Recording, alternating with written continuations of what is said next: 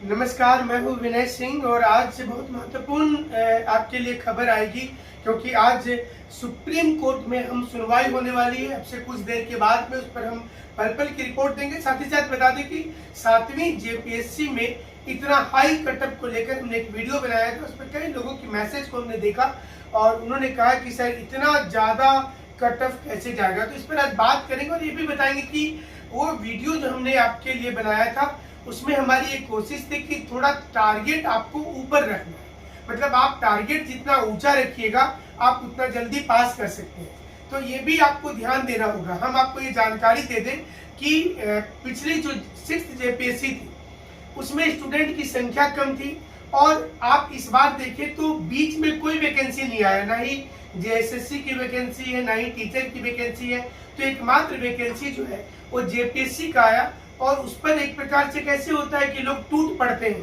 तो स्टूडेंट की भारी भीड़ हो गई इसमें।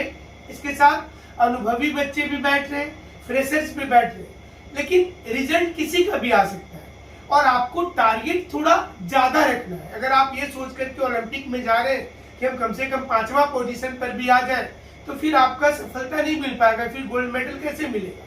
लेकिन अगर आप टारगेट गोल्ड मेडल का रखते हैं तो ब्रॉन्ज सिल्वर तक भी आ जाता है।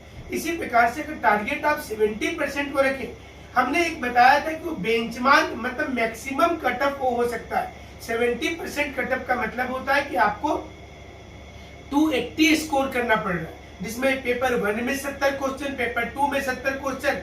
तो ये आपको ध्यान देना होगा कि अगर आप इसमें बेहतर होते हैं तब एग्जाम हो जाएगा। लेकिन इसका एक कतई मतलब नहीं है कि 60% पे सिलेक्शन नहीं हो सकता। 60 से 70 के बीच में, 70 हमने बताया था कंप्लीट सेफ है, मतलब आपका कोई रिस्क नहीं होगा। अगर आप 63-64 क्वेश्चन भी करते हैं, मतलब आपके स्कोर अगर 250 से 260 के बीच में जाकर रुकता है तो एक संभावना बनती है, मतलब आपका बॉर्डर लाइन केस होता है।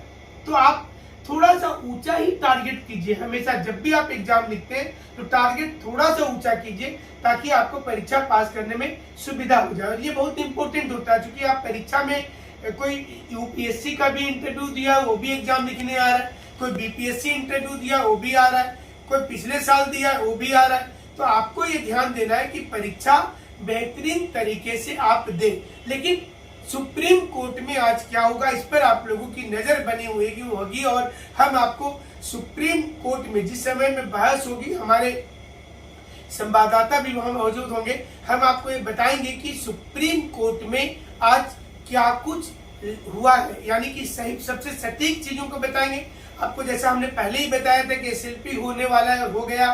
फिर हमने एक डेट बता दिया कि सुनवाई हो रही है 13 तारीख को आज। तो ये सुनवाई बहुत महत्वपूर्ण है।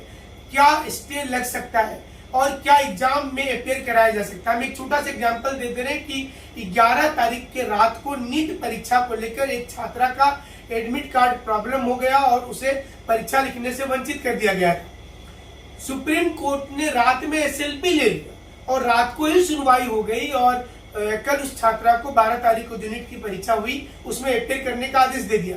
तो ये सुप्रीम कोर्ट है, इसमें एसएलपी पर सुनवाई होती है और स्पेशल लीव पिटीशंस इसलिए ही बनाए गए हैं कि किसी के साथ अन्याय नहीं हो और टू दी पॉइंट कोई भी चीज हो तो टू दी पॉइंट हो। और जो पूरी समाज के जो लोग हैं, चाहे वो सिंगल व्यक्ति भी हो, उसके साथ अन्याय नहीं होना चाहिए। ये सबसे महत्वपूर्ण है। हमारे साथ आप इसी प्रकार से जुड़े रहिएगा। हमसे जुड़ने के लिए आप सभी का शुक्रिया, धन्यवाद।